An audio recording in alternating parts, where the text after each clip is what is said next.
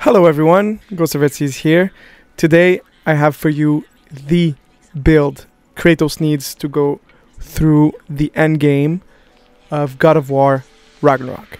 And I call it the BIFROST Banger. First things first, we need to go over the build. And the build is actually a Storm of the Bifrost build. And it's pretty simple. Let me get you through it. First things first, what is Bifrost and what does it do? Well, glad you asked. Here is what it does and what you absolutely need to understand.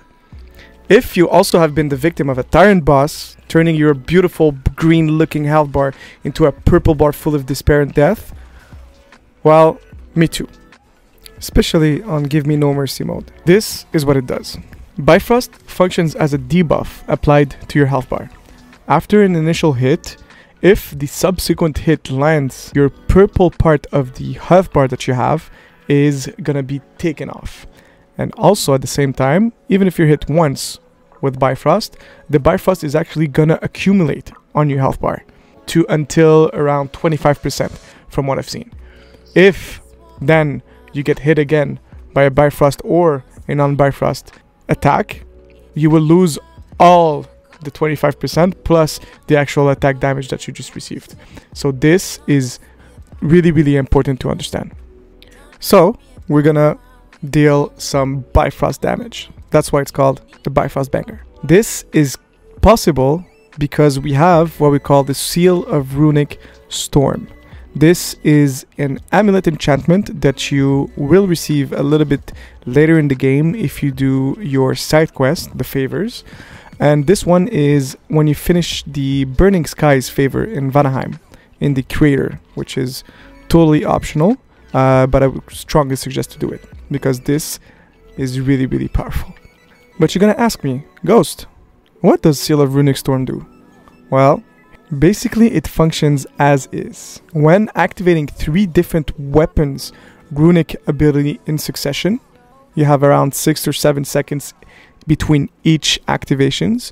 You then activate a storm that gathers around you for 14 seconds, dealing Bifrost damage. And this one is really legit. We are gonna use it in conjunction with Boon of Wrath, which basically takes the debuff and creates an explosion with it.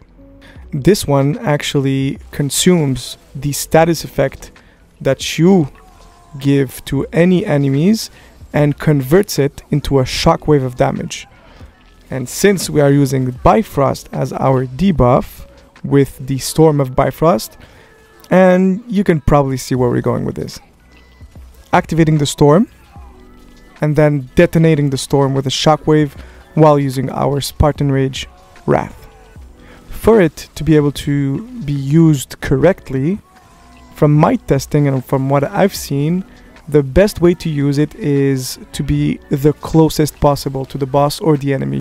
The only downside that we have here is bosses have a certain mechanic where they actually get a protective shield if you do too much damage to them too quickly. So Boon of Wrath and the Bifrost Storm is going to be your bread and butter combo. But the best part is that we are actually not done yet. You see, with Spartan Rage Wrath, you get around 4 activations if you get all the amounts of horns possible in the game to be able to have a maximum rage increase. But I can actually achieve is getting a 5th bar to be able to activate your Wrath Spartan Rage. When you equip 3 of them in the amulet, your vitality stat is going to increase the rage that you have. From what I've seen, getting around 100 vitality gives you 1 new Spartan Rage activation. I've tried also to go with a max vitality build. I was around 300 vitality and I was still not able to get a 6th bar for the activation of Wrath. And keep in mind that 100 vitality is also going to be very lucrative for us, since we'll be able to use the Crest of Desperate Heroics with it. The proc is 100 vitality needed to be able to use it. This crest will allow us to get an invincibility barrier if we get hit and get into the red health area. So for 5 seconds, you get an invincibility barrier that will help you out in dire situations. This will be able to help you evade, reposition yourself, go get a health stone that's on the ground, anything like that. I know this one actually saved me my run on the Valkyrie Queen, and I would not use it for anything else. Again, in the amulet, for a defensive side, we will also be using the Remedy of Bifrost enchantment that will help us mitigate the Bifrost damage by removing it when we give successful hits of our melee attacks. This one is super important for me since all the endgame bosses do use Bifrost as their main damage type. It will cleanse a small amount of Bifrost every time you hit them with your axe, blade, spear, or even melee attacks with your bare hands. For the amulet, you can finish your set with anything you desire. I personally went with 2 of the plus 20 enchantments for defense and for strength. Now that we are over with the Bifrost and its activation, here is how I use it. First of all, we're going to use the runic attacks. For the Leviathan axe, we have Hell's Touch and Invaldi's Anvil. Both of them have a pretty quick activation frame and a low cooldown compared to the rest. For the Blades of Chaos, we have Rampage of the Furies and Atlas Eruption. These two don't have the fastest activation frame or cooldown, but they offset it with big damage, especially at level 3 for Atlas Eruption, when you can increase the amount of eruptions by mashing R2. I usually use them as an activators for Storm of Bifrost, meaning it's the last of the 3 runics I use because I feel like using Wrath, Spartan Rage with the Blades of Chaos does the most damage, since you can follow up easier, you can use your gap closers easier, and the attack itself is actually easier to see and to use in front of a boss. For the JOTNNHEIM Spear, I use the Thrust of 1,000 Soldiers and the Artillery of the Ancients. I would say that these two are more functional than damage or cooldown efficient. They are 2 of my starters. The Artillery is great move blocker, and I always go with this for the first activation since the boss is usually a bit further when the fight starts. Side note, for the King of Berserkers, it's a little bit different since he kind of rushes you in the beginning, or he's a little bit closer. So I start with the Thrust of 1,000 Soldiers instead. So here's the first rotation.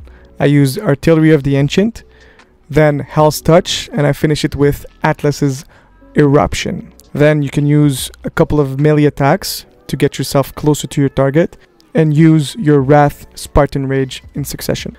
Depending on the boss you are facing, you can deplete your whole Spartan Rage meter, or you can use 2 or 3 of them and keep the rest for your next rotation of Bifrost Storm. After the initial combo, you have another rotation to run, basically. So you can use the last 3 remaining runics, so Rampage of the Furies, Thrust of 1,000 Soldiers, and Invaldi's Anvil, to be able to set up another storm, and then this time you can use your Realm Shift to be able to maximize your damage and your combos. If you did keep a little bit of Spartan Rage, you can also use it there, then and there.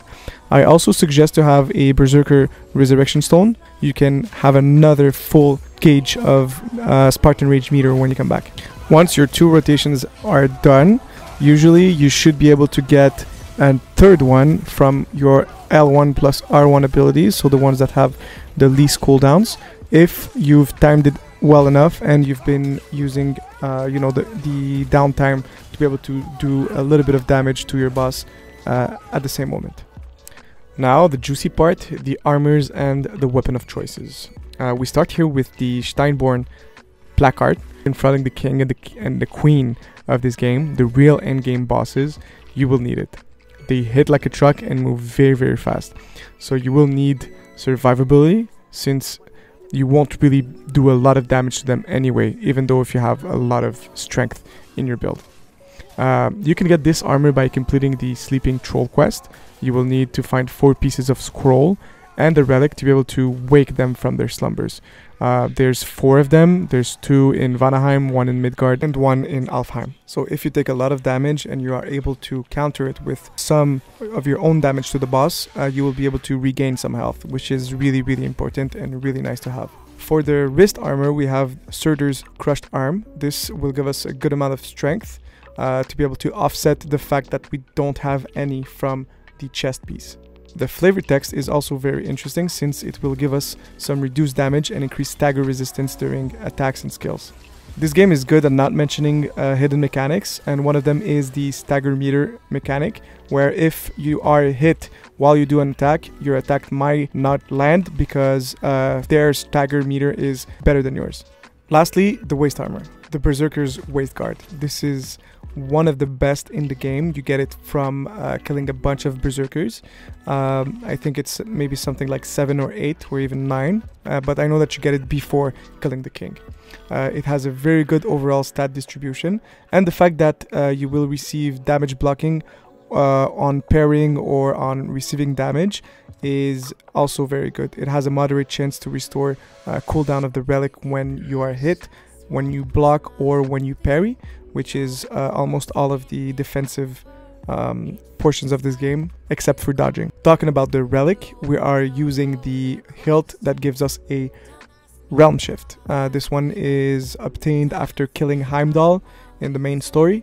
It gives us about 6 seconds of realm shift, which is absolutely insane. It's very good for repositioning, it's very good for damage, evade, your wrath, your runic attacks, and pretty much everything.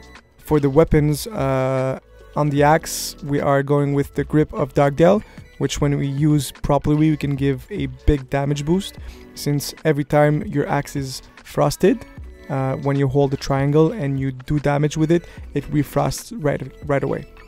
The blades, we went with the pommels of Undying Spark, only to increase the damage and give us a lot of strength. And finally, for the spear, I used the Hind of 9 Realms, which creates again, realm shift when fully charged and using the L1 plus triangle. I like the spear because it detonates also the spearheads when I'm using this. A good thing to note is there's a Hind for 9 Realms for the spear, for the blade, and for the axe. I prefer using it on the spear, but the choice is yours.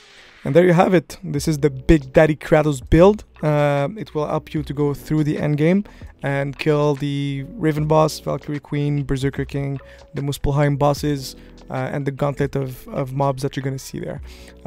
This was Ghost of Red Seas. I hope you have an excellent day. If you do have any questions about the build or any questions about God of War Ragnarok in general, I've recently completed the game fully at 100% plus all the trophies. So ask me a question in the commentary. I'll be able to help you out. Also, there's a giveaway on my channel right now. If you are a subscriber or you subscribe, you get a chance to win your own copy of God of War Ragnarok and the one of Lightfall for Destiny 2. So please, if you did like this video, subscribe, like, comment. It helps a lot. And at the same time, you can win something. So it's a win-win for everyone. Have a good one.